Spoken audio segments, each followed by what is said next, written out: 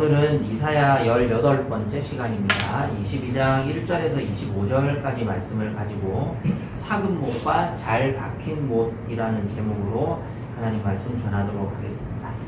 영상을 함께 보시겠습니다. 여러분 혹시 기억나십니까? LG전자 사이언이라고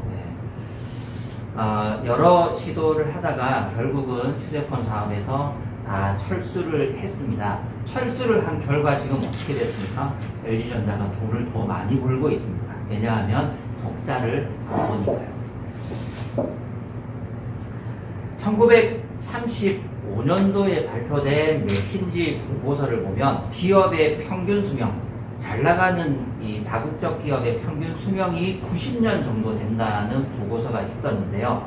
75년도에는 평균 수명이 3분의 1로 줄어서 기업의 수명은 30년이라는 보고서가 있었습니다. 그리고 1995년이 되면 수명이 더 줄어서 22년이라고 발표를 했고요.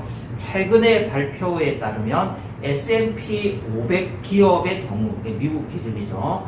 S&P 500 기업의 경우에는 평균 수명이 15년 미만이라고 그럽니다.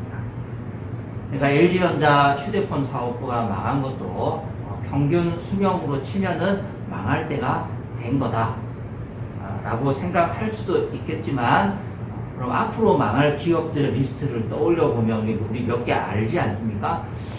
등골이 오싹해지는 기업의 흥망성쇠인 것 같습니다. 기업에도 수명이 있고 개인의 삶에도 수명이 있습니다. 더 넓게 보자면 국가와 민족에게도 존폐가 걸린 수명이 있습니다. 길게 가는 왕조는 500년, 1000년도 가지만 짧게 가는 제국은 10수년에 불과한 경우도 있습니다. 오늘 본문에 하나님께서 유다라는 왕조의 몰락에 대한 경고를 하시는데요. 왕조가 됐던 나라가 됐던 기업이 됐든 한 개인의 인생이 되었든지 간에 하나님께서 그 국가의 또 왕조의 한 개인의 흥망성쇠를 경고하시고 또 인도하시고 이끌어 가시는 다양한 방식들이 있습니다.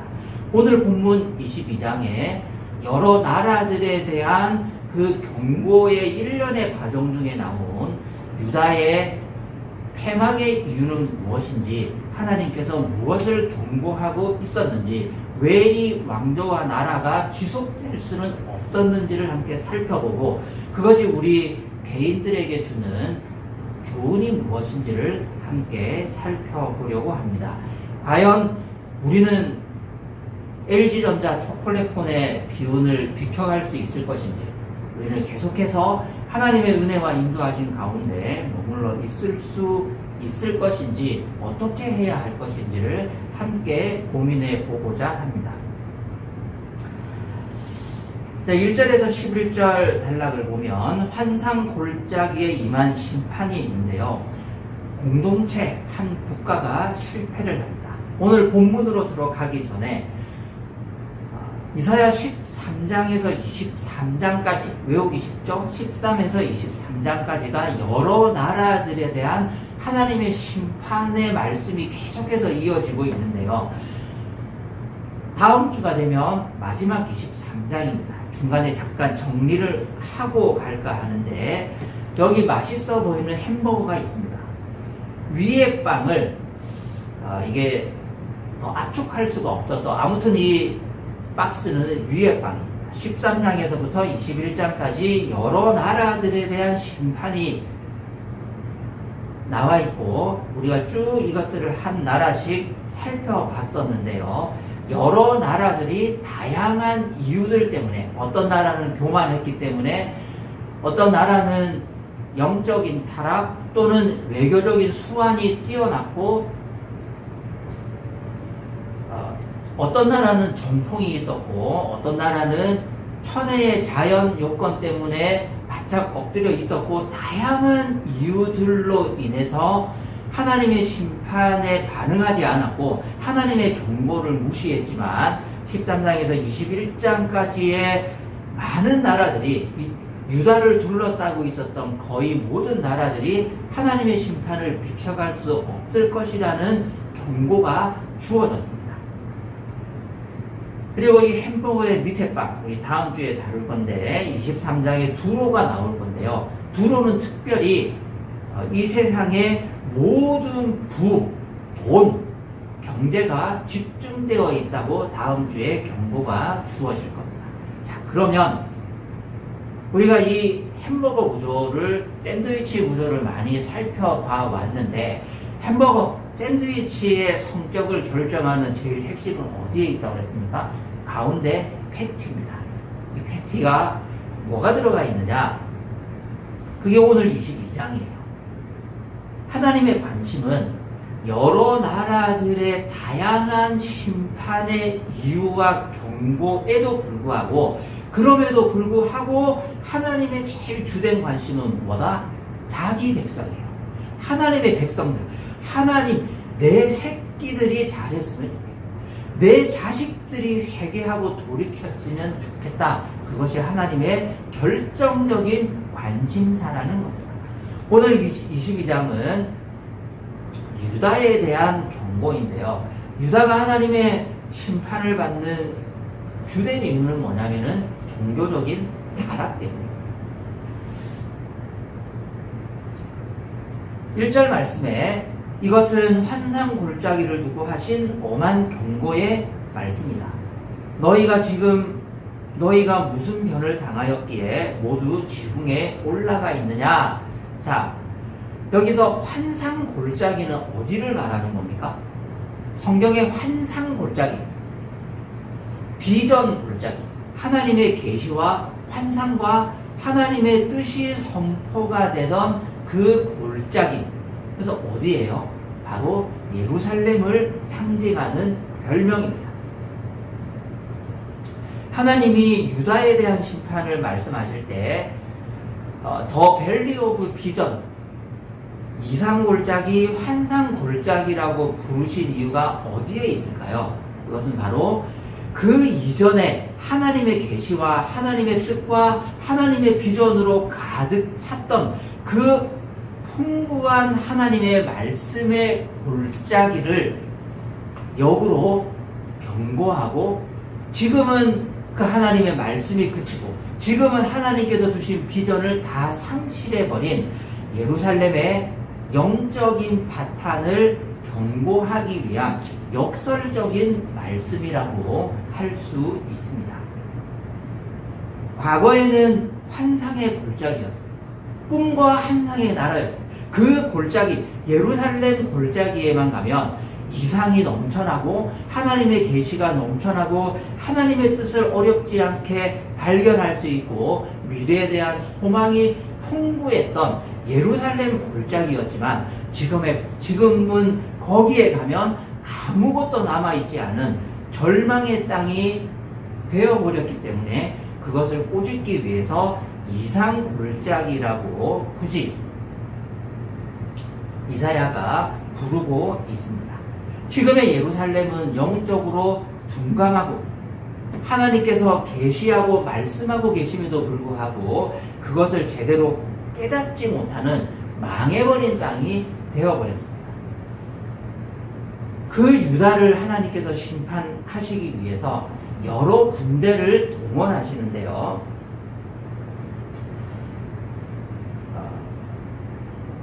여기 빨간 박스 친 부분을 보면 여기 엘람이라는 민족이 있고요. 그리고 여기 북쪽에 보면은 기르라는 나라가 있습니다. 민족이 있는데 이사야 22장은 히스기야 시대의 아수르의 침공을 배경으로 한 말씀으로 추측됩니다. 그 아수르가 유다를 침공할 때 자기 제국의 식민 지배를 받고 있던 여러 민족들을 강제 동원을 했는데 오늘 성경에 명시된 두 민족이 있어요. 그래서 엘람과 기르라는 민족을 동원을 해서 여기 파란색 박스에 있는 조그마한 유다라는 나라를 침공을 합니다. 이것은 어떤 의미가 있느냐면 제국의 동쪽 끝과 제국의 북쪽 끝에 있는 아수르가 동원할 수 있는 모든 민족과 전력을 총동원해서 여기 파란 박스에 잘 보이지도 않는 제국의 관점에서는 서쪽 귀퉁이에 있는 조그마한 유다를 침공을 하니 이 유다가 버틸 수 있겠느냐 하는 상징적인 경고의 말씀으로 엘람과 기르를 하나님께서 콕 집어서 말씀을 하신 겁니다. 이 나라들이 침공을 하는데 이 경고를 받은 유다는 어떤 방법을 선택했습니까? 11절 말씀을 보시면 연못에 물을 대려고 두 성벽 사이에 저수지를 만들기도 하고 일이 이렇게 되도록 하신 분을 의지하지 않고 이 일을 옛적부터 계획하신 분에게는 관심도 없었습니다. 아수르는 총력전을 폈습니다. 제국의 동쪽 끝에 있는 엘람에 있는 정예 부대를 소집을 하고 제국의 북쪽 끝에 있는 기르도 소집을 했습니다. 총력전을 동원해서 침공을 하는데 유다는 어떤 태도를 취하죠? 연못에 물을 대려고 두 성벽 사이에 저수지를 만들기도 하고 예루살렘의 빈집을 허물어서 거기에 나온 건축 자재를 가지고 예루살렘 성벽에 허술한 것들을 보수 공사를 하면서 역시 총력전을 하고 있습니다. 하지만 결정적으로 뭐가 빠져 있습니까? 11절 하반부가 경고하는 것처럼 일이 이렇게 되도록 하신 분을 의지하지 않고 이 일을 옛적부터 계획하신 분에게는 관심도 없다고 이사야가 경고하고 있습니다. 총력 동원을 했습니다. 제국이 모든 군대와 가용 가능한 군사 자산을 가지고 압박을 하니까 유다의 히스기야 왕과 그의 참모들도 왕국이 동원할 수 있는 모든 군사 자산을 가지고 대비를 했습니다. 하지만 무엇이 빠져 있어요? 일이 이렇게 되도록 하신 분을 의지하지 않고 이 일을 옛적부터 계획하신 분에게는 관심도 없었습니다. 이것이 히스기야 왕국 유다가 놓치고 있었던 가장 핵심적인 부분입니다.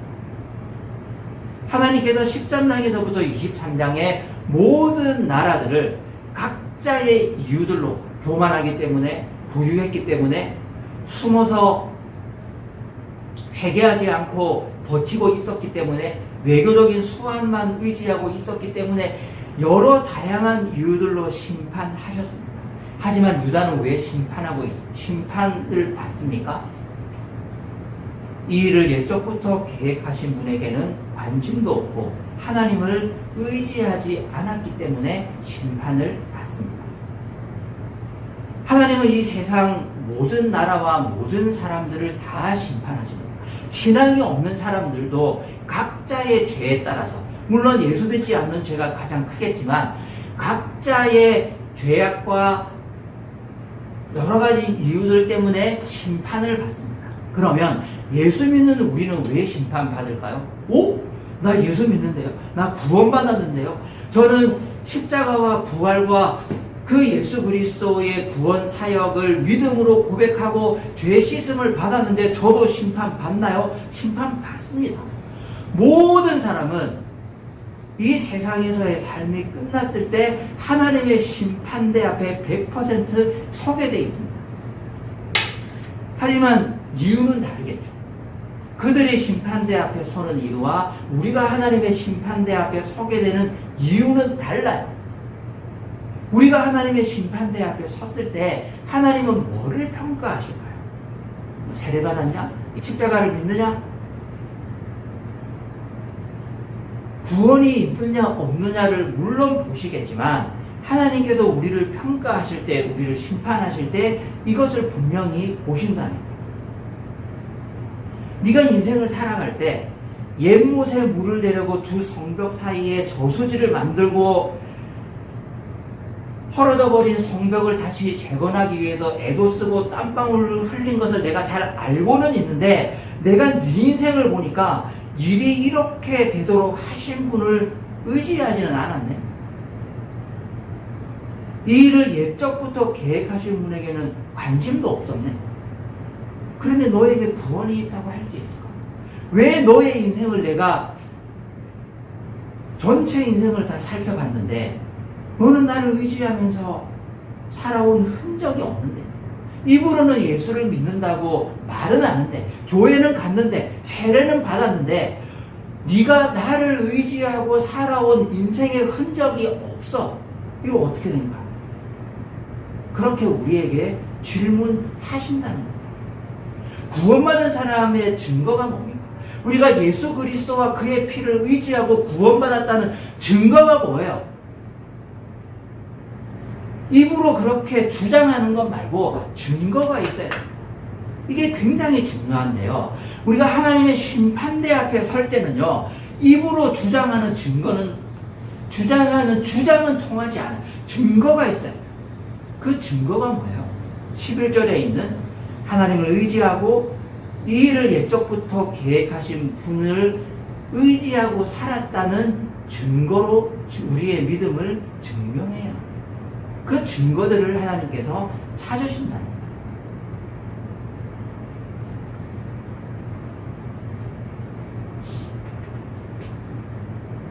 우리의 삶에서 하나님을 의존하고 하나님을 의지했던 증거들이 있으십니까?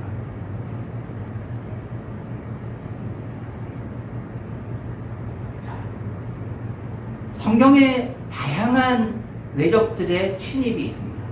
수많은 나라와 수많은 민족들이 예루살렘을 포위하고 공격을 했었습니다. 그때마다 하나님께서는 다양한 전략과 전술을 알려주시고 이스라엘 민족들을 수도 없이 구원해 내셨습니다. 그런데 이것이 일관된 전략이 항상 주어졌던 것이 아니고 때와 상황과 시기에 따라서 방법들이 전부 다 달랐습니다. 여호수아 8장에 보면 1차 아이성 공격이 실패했을 때 하나님께서 여호수아에게 전략을 알려주시잖아요. 어떤 전략을 주셨냐면 한 부대는 매복을 시켜두고 한 부대는 아이성으로 올라가서 가짜로 패배한 척 하면서 유인을 해오고, 그런 다음에 아이성의 본대가 매복한 부대를 지나칠 때에 유인을 했던 부대와 매복했던 부대가 함께 들고 일어나서 가운데 있는 아이성의 본대를 섬멸한다. 그 후에 텅텅 빈 아이성과 남은 병력을 완전히 섬멸하고 아이성을 점령한다.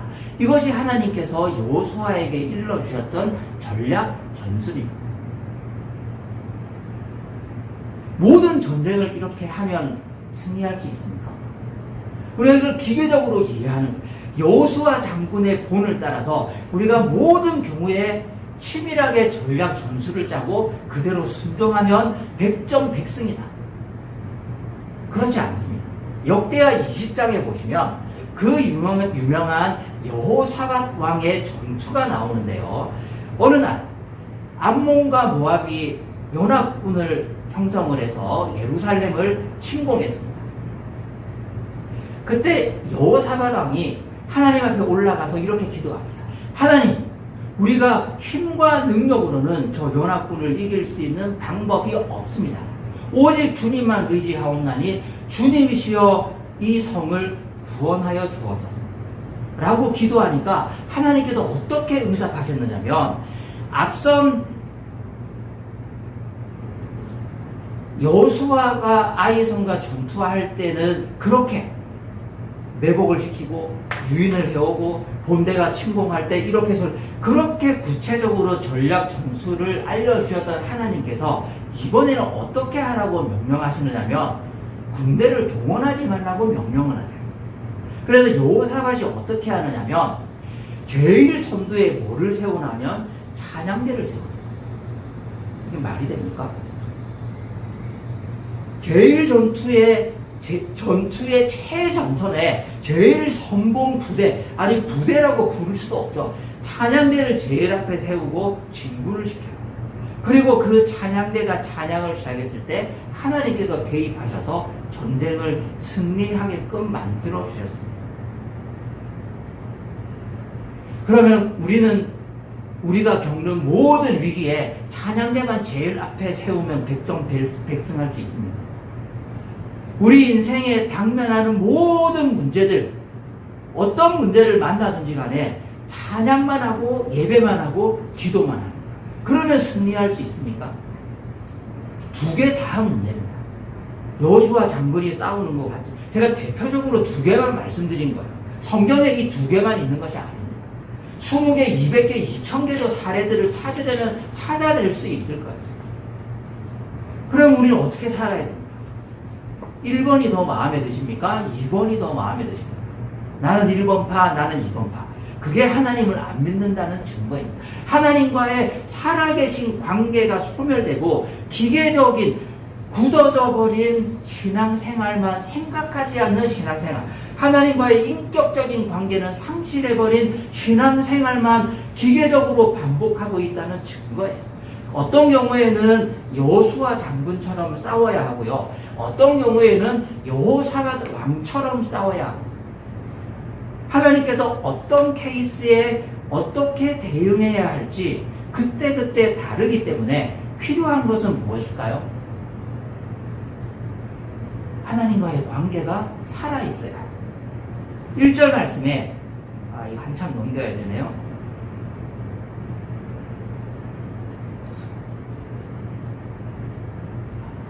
너무 많이. 1절 말씀에 환상 골짜기를 두고 하신 오만 경고의 말씀. 우리 인생에 하나님의 비전이 주어질 때 그 비전이 무엇인지를 그때그때 깨달아 알 수 있어야, 우리 인생에 하나님의 비전이 차고 넘쳐야, 살아계신 하나님과의 살아있는 인격적인 신앙생활을 내가 하고 있기 때문에 내 인생이 비전의 계곡이 되어야, 하나님께서 말씀하시면 그 풍부한 하나님의 음성이 무엇을 지시하시는지, 무엇을 말씀하시는지, 어떤 비전을 보여주시는지 생동감 있게 그 비전이 주어질 때마다 내가 그것을 깨달을 수 있어야, 내 인생이 환상의 골짜기, 비전의 골짜기, 꿈과 환상의 나라가 되어야, 그런 삶을 살아갈 때 우리 인생에 닥친 여러 가지 문제들을 하나님께서 인도하시는 대로 헤쳐나갈 수 있을 줄로 믿습니다. 아침은 짧고 밤은 깁니다. 이것은 반복됩니다. 우리 인생에 돌고 도는 여러 가지 위기와 은혜와 극복과 영적 전쟁 가운데 하나님께서 무엇을 원하시는지, 하나님께서 어떤 태도를 원하시는지 깨닫고 순종할 수 있는 살아계신 하나님과의 인격적인 관계를 맺고 있는 우리가 될 수 있기를 간절히 바랍니다. 두 번째로 12절에서 14절에 이 사람들은 왜 실패했느냐? 자, 12절 말씀 같이 한번 읽어보겠습니다. 시작. 그 마음의 하나님께서 너희에게 통곡하고 슬피우라고 하셨다. 멀들을 밀고 상복을 몸에 두르라고 하셨다. 그런데 너희가 13절이에요. 그런데 너희가 어떻게 하였느냐? 너희는 오히려 흥청망청 소를 잡고 양을 잡고 고기를 먹고 포도주를 마시며 내일 죽을 것이니 오늘은 먹고 마시자 하였다. 하나님께서 회개하라고 명령하셨습니다. 그런데 백성들의 반응이 어땠어요? 어차피 죽을 것 같은데, 어차피 질 것 같은데 먹고 죽은 귀신이 때깔도 좋다고 이거 다 쓰고 죽어야지. 소 잡고, 야, 그 소 지금 잡아먹지 않으면 아수르 군대가 와서 다 뺏어갈 거야. 먹고 죽자. 양을 잡고 고기를 먹고 포도주를 마시고 내일 죽을 것이니 오늘은 먹고 마시자. 내일 지구가 망하는데 한 그루의 사과나무가 무슨 소용이야. 있는 사과 다 따먹고 자폭하자. 이것이 예루살렘의 지도자들의 생각이었습니다. 하나님께서 이 사람들에게 뭐라고 말씀하셨냐면 14절 말씀 같이 한번 읽어보실까요? 시작. 그래서 만군의 주님께서 나의 귀에 대고 말씀하셨다. 이제는 너희가 죽기까지 용서받지 못한다. 주 만군의 하나님께서 이렇게 말씀하셨다. 용서받지 못하는 죄도 있습니까, 여러분? 하나님께서는 우리가 회개하면 모든 죄를 다 용서해 주시는 거 아닌가요? 그런데 14절에는 왜 너희가 죽기까지 용서받지 못한다고 말씀하셨을까요? 회개하라고 명령하셨는데 회개를 거절하기 때문에 용서받지 못하는 겁니다. 회개하지 않는데 어떻게 용서해 주십니까? 결혼식에 초청받지 않았는데 어떻게 결혼식을 가냐고요. 회개하라고 말씀하셨는데 나는 먹고 죽을 건데 이렇게 개기는데 어떻게 하나님께서 용서하실 수 있어요? 그래서 14절이 나옵니다. 실패를 반복하고 싶지 않으십니까? 더 이상 실수하는 삶, 더 이상 실패하는 삶, 더 이상 망하는 삶을 살지 않으려거든 회개해야 합니다. 돌이켜야 합니다. 하나님께서 경고하실 때 우리가 돌이키기만 한다면 다시 시작할 수 있는 환상의 골짜기를 살아갈 수 있는 그 은혜와 하나님의 풍성한 계시와 은혜의 담비가 우리 인생에 차고 넘치리라고 믿습니다. 너무 늦은 인생은 없습니다. 아, 이제 나는 끝났다라고 절망한 인생은 없습니다. 하나님께서 반드시 우리를 구원하실 겁니다. 마지막으로 15절에서 25절 단락을 보시면 개인의 실패가 나오는데요. 자, 16절에 여기 두 명의 개인이 나오죠.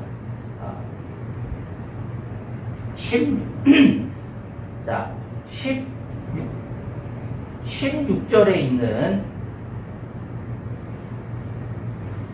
셈나라는 사람이 나오고요. 그리고 20절에 있는 엘리야김이라는 사람이 나오는데, 자, 먼저 16절 말씀 같이 한번 읽어보겠습니다. 시작. 내가 이곳과 무슨 상관이 있기에 이곳에 누가 있기에 여기에다 너의 무덤을 파느냐. 높은 곳에 무덤을 파는 자야 바위에 누울 자를 좋아하는 자야. 셈나라는 사람은 원래 히스기야 시대에 이스라엘의 최고 관직에 있던 사람입니다. 근데 이 사람이 무슨 죄를 지었냐면 왕족 외에는 묻힐 수 없는 땅에다가 자기와 자기 후손들의 무덤을 파고 있었던 거예요. 그래서 16절에 경고를 받습니다.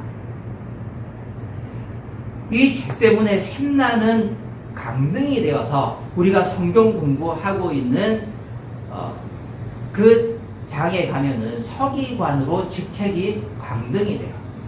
그리고 아수르 군대와의 협당단 중에 한 명으로 파견이 되기는 되는데 그때에도 직책은 대표자가 아니고 서기관이었어요. 셈나가 왕족 외에는 묻힐 수 없던 곳에 교만하게도 자기의 무덤 자리를 파고 준비하고 있었고 하나님께서는 이 셈나를 경고하셨습니다. 그리고 25절에 엘리야김이 나오는데 엘리야김은 셈나의 뒤를 이어서 이스라엘의 최고 관직에 올랐습니다. 그런데 이 셈나가 자 24절을 보시면 그의 가문의 영광이 그에게 걸릴 것이다. 종지에서 항아리에 이르기까지 모든 작은 그릇들과 같은 그 자손과 족속의 영광이 모두 그에게 걸릴 것이다. 엘리야김은 잘 박힌 목과 같이 하나님께 단단히 박힌 아주 훌륭한 사람이었습니다. 그런데 그 못에다가 작은 그릇, 큰 그릇 모든 걸 수 있는 짐들을 다 걸어둔 거예요. 그러면 그 못이 어떻게 될까요? 25절 말씀 같이 한번 읽어보겠습니다. 시작. 만군의 주님의 말씀이다. 그날이 오면 단단한 곳에 잘 박힌 못이 삭아서 부러져 떨어질 것이니 그 위에 걸어둔 것들이 산산수박이 날 것이다. 이것은 주님께서 하신 말씀이다. 엘리야김은요 셈나와는 달리 잘 박힌 목과 같은 하나님의 충성스러운 종이었습니다. 그리고 히스기야를 잘 모시는 아주 훌륭한 고위 관리였습니다. 그의 마지막 죽음에 대해서는 성경에 기록되어 있지 않지만 어쨌든 엘리야김은 잘 박힌 목과 같은 사람이었는데 24절 말씀처럼 그의 친족들이 너도 나도 작은 그릇이든 큰 그릇이든 엘리야김이라는 못에다가 잔뜩 걸 수 있는 모든 것들을 다 걸어둔 거예요. 그러다 그 못이 삭아서 빠져버려요. 그리고 그 위에 걸어둔 것들이 산산조각이 날 것이라고 경고하셨습니다. 여러분, 왜 앞선 단락에서는 유다의 실패를 말씀하시다가 갑자기 뒤에 셈나와 엘리야김의 실패를 경고하시죠? 이게 무슨 상관이 있을까요? 둘 다 역사적으로 히스기야 왕 시대에 일어난 사건입니다. 국가도 실패했고 고위 관직에 있던 두 사람도 실패했습니다. 최고위 관직에 올라갔던 셈나는 교만함 때문에 서기관으로 강등이 됐고요. 그의 뒤를 이었던 엘리야김도 훌륭한 사람이기는 했지만 너무 많은 기대를 그 사람에게 한 결과 엘리야김도 사가버린 모처럼 빠져버릴 것이라는 경고를 받습니다. 왜 이 두 에피소드가 한 장에 있는 걸까요? 국가든 개인이든 하나님 외에는 의지할 바가 하나도 없다는 것을 경고하기 위해서 같이 있는 겁니다. 같은 시대에 일어난 사건입니다.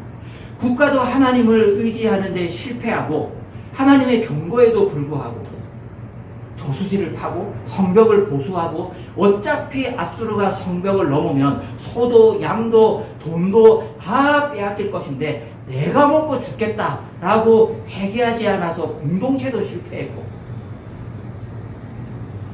히스기야 왕이 믿고 의지했던 셈나도 실패했고 엘리야김도 너무 많은 기대를 걸어서 그 잘 박힌 목과 같던 엘리야김에게 작은 그릇도 걸고 큰 그릇도 걸고 아버지도 줄을 대고 작은 아버지도 줄을 대고 조카도 줄을 대고 모든 사람들이 엘리야김에게 집중할 때 그 엘리야김도 무너질 것이라고 경고하셨습니다. 인생은 의지할 것이 못 됩니다. 사람은 의지할 존재가 못 됩니다. 셈나가 되었든 엘리야김이 되었든 하나님 외에는 그 어떤 것도 우리의 대안이 될 수 없다는 것을 강조하기 위해서 이사야 22장 말씀에 공동체의 실패와 개인들의 실패가 같이 있는 겁니다. 여러분, 하나님만을 의지하고 인생을 살아간다는 것, 이것은 굉장한 도전입니다. 사람을 의지하지 않고 국가를 공동체를 의지하지 않고 그 어떤 것도 의지하지 않고 하나님만 의지하고 환상의 골짜기, 비전의 골짜기, 하나님께서 나에게 주시는 살아계신 하나님의 음성을 그때그때 깨달아서 듣고 하나님만 의지하면서 내 인생을 살아가겠노라고 결단하고 하나님만 쳐다보는 것, 이것은 굉장한 도전이자 믿음을 요구하는 일입니다. 우리의 인생과 우리의 신앙생활이 이 살아있는 하나님과의 관계들을 잘 유지할 수 있기를 기계적으로 교회만 보고 기계적으로 설교만 듣고 그냥 상식적으로만 살아가다가 열심히 전략을 짜고 최선을 다하면 하나님께서 다 해결해 주셔. 여호수아 장군이 아이성 전투에서 그렇게 승리하셨지, 나는 그것만 믿을래. 그러면 그것은 인격적인 관계가 아니에요. 그냥 내 방식대로 사는 겁니다. 기도만 하면 돼. 여호사밧 왕이 성가대를 앞에 내세워서 승리했잖아. 나는 무조건 어떤 인생의 위기가 와도 기도만 한다, 예배만 드린다, 찬양만 한다. 그러면 다 해결돼.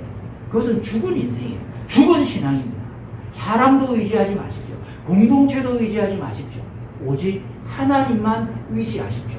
오직 하나님만 의지하시면 하나님이 그때그때 다르게 반응하시고 다르게 기도 응답을 하시고 다르게 내 인생을 인도하시기 때문에 내 인생의 선택이 같을 수가 없죠. 내 신앙생활이 같은 패턴으로 갈 수가 없습니다. 왜 한 번도 금식하지 않습니까? 왜 한 번도 기도하지 않습니까? 왜 한 번도 기도원에 올라가지 않습니까? 왜 한 번도 휴가 때 시간을 내서 하나님과 홀로 있는 시간을 갖지 않으십니까? 그건 문제 있는 거예요. 왜 휴가만 되면 기도원에 가세요? 약간 위로가 되시죠, 여러분? 그건 문제 있는 거예요. 왜 휴가만 되면 가족과 시간을 보내지 않고 여름 성경학교에 시간을 다 쏟아붓습니까? 돌아가신 우리 아버님이 그렇게 사셨거든요. 그건 문제 있는 거예요. 그렇게 살면 안 됩니다. 하나님께서 다르게 인도하실 것이기 때문에 어쩔 때는 가족을 돌볼 수 있어야 하고, 어쩔 때는 기도원에 갈 수 있어야 하고요. 어쩔 때는 자녀에게 집중할 수 있어야 하고, 어쩔 때는 교회 봉사에 집중할 수 있어야 합니다. 왜 항상 결론이 정해져 있습니까? 왜 항상 하던 대로만 살고 마음에 아무 문제 의식이 없습니까? 그 문제 있는 거 아니에요. 그것이 오늘 본문 22장에 유다라는 국가의 실패고 챔나와 엘리야김만을 의지했던 사람들의 실패였습니다. 우리 실패하지 맙시다. 하나님과 살아있는 인격적인 관계를 유지하기 때문에 다양한 인생의 도전을 만났을 때 다양한 선택을 할 수 있는 우리가 될 수 있기를 바랍니다. 어쩔 때는 친구도 만나야 하고, 어쩔 때는 교회 봉사도 가야 하고, 어쩔 때는 기도원도 가야 하고, 어쩔 때는 휴양지도 가야 하고, 어쩔 때는 금식도 해야 하고, 어쩔 때는 배불리 먹고 마시기도 해야 합니다. 누가 그 규칙을 정했습니까? 아무도 정해놓지 않았어요. 그때그때 달라요. 그때그때 환상의 골짜기에 주어지는 하나님의 응답이 다르기 때문에 민감하게 그 음성을 듣고 순종하면서 우리 인생을 두렵고 떨림으로 살아가는 우리 모두가 될 수 있기를 간절히 바랍니다. 찬송가 543장